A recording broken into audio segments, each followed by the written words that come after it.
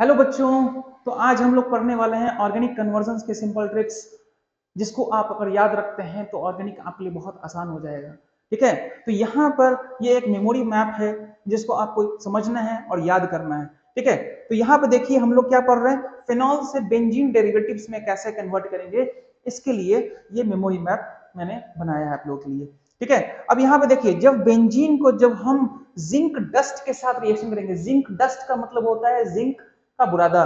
ठीक है। जिंक का बुरादा जब आपका इस फेनॉल के साथ रिएक्शन करेगा तो जिंक क्या करेगा, यहाँ पे ऑक्सीजन को रिमूव करेगा, मतलब जिंक यहाँ पे रिड्यूसिंग एजेंट की तरह काम करेगा और इसको कन्वर्ट कर देगा बेंजीन में। ठीक है। अब ये बेंजीन, अब ये एक रिएक्शन हो गया। अब इनका कन्वर्जन हम बेंजीन डेरिवेटिव्स में करते हैं।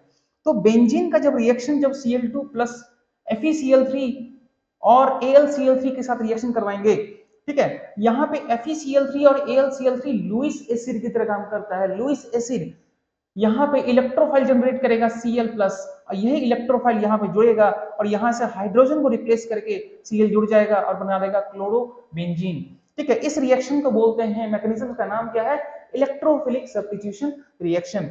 यहाँ पे जो Cl प्लस इलेक्ट्रोफाइल है ये यहाँ से हाइड्रोजन को रिप्लेस करेगा और हाइड्रोजन को रिप्लेस करके खुद जुड़ जाएगा और बना देगा क्लोरोबेंजीन। देखिए इसमें कैसे इलेक्ट्रोफाइल जनरेट होता है। तो यहाँ पे AlCl3 है, ये हो गया लुईस एसिड, या हम FeCl3 यूज कर सकते हैं और इसके साथ ClCl है। अब यहाँ पे AlCl3 लुईस एसिड की तरह काम करता है।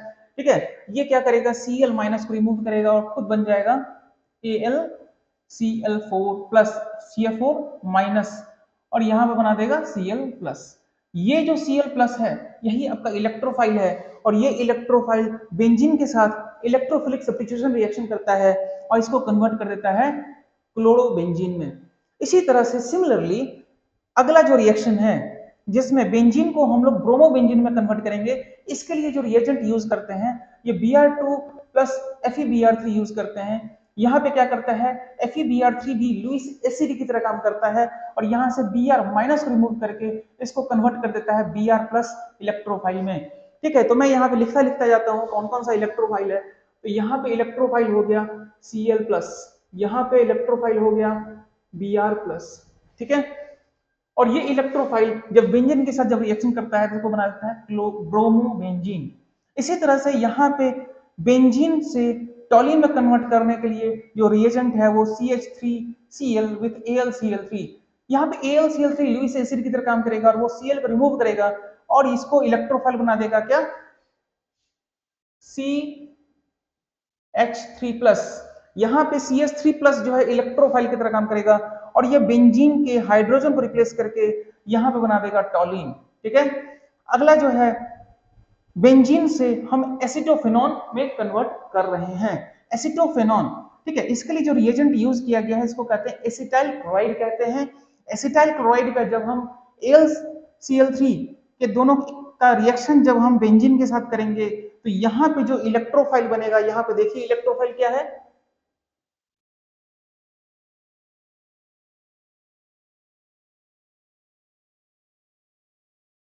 यहाँ पे देखिए ये आपका इलेक्ट्रोफाइल है और ये इलेक्ट्रोफाइल जब बेंजीन के हाइड्रोजन को रिप्लेस करके ये बना देता है एसिटोफेनॉन।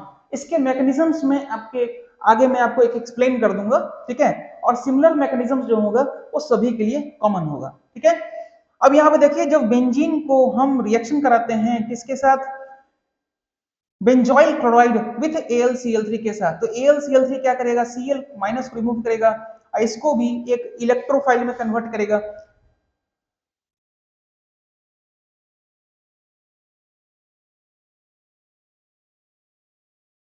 यहाँ पे देखिए ये हो गया आपका electrophile.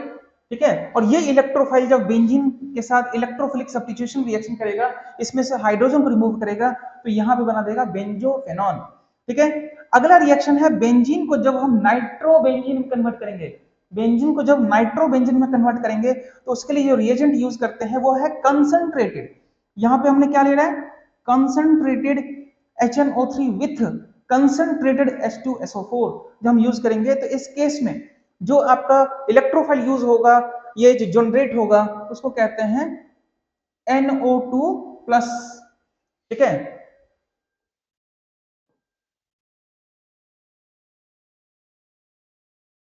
NO2 plus, NO2 plus जो है यहाँ पे इसमें से हाइड्रोजन रिप्लेस करेगा, इलेक्ट्रोफिलिक सब्स्टिट्यूशन करके नाइट्रोबेंजीन में कन्वर्ट कर देगा।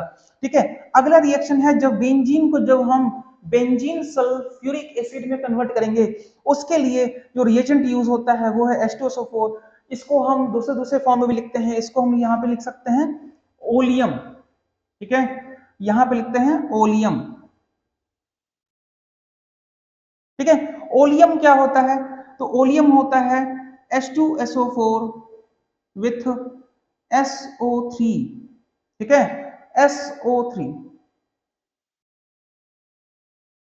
SO3।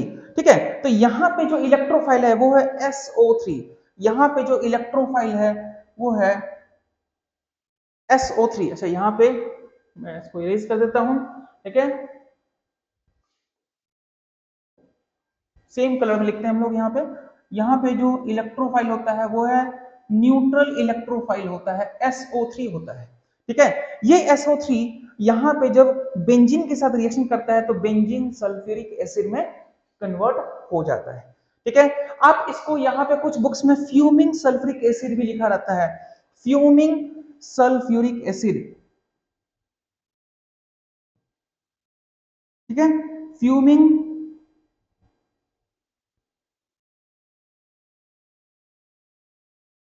सल्फ्यूरिक एसिड भी लिखा रहता है। तो आप रिएजेंट्स क्या लिखा हुआ है उसको आप याद कर लीजिए, ओलियम लिखा रह सकता है, H2SO4 प्लस SO3 लिखा रह सकता है, या फ्यूमिंग सल्फ्यूरिक एसिड लिखा रह सकता है। सभी के केस में यहाँ पे जो इलेक्ट्रोफाइल है वो SO3 है, और SO3 इसके साथ रिएक्शन करके बेंजीन सल्फ्यूरिक एसिड में कन्वर्ट हो जाता है।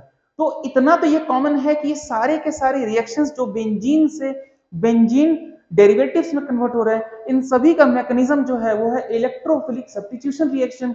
इलेक्ट्रोफाइल आता है, इसमें से हाइड्रोजन के ऊपर अटैक करता है क्योंकि इनको इलेक्ट्रॉन चाहिए, और बेंजीन के पास पाई बॉन्ड्स के फॉर्म में इलेक्ट्रॉन है, इनके ऊपर अटैक करता है, हाइड्रोजन को रिप्लेस करता है, खुद यहाँ पे इसके साथ ज्वाइन हो जाएगा, और ये इलेक्ट्रोफिलिक सब्स्टिट्यूशन रिएक्शन करके बेंजीन डेरिवेटिव्स में कन्वर्ट हो जाता है।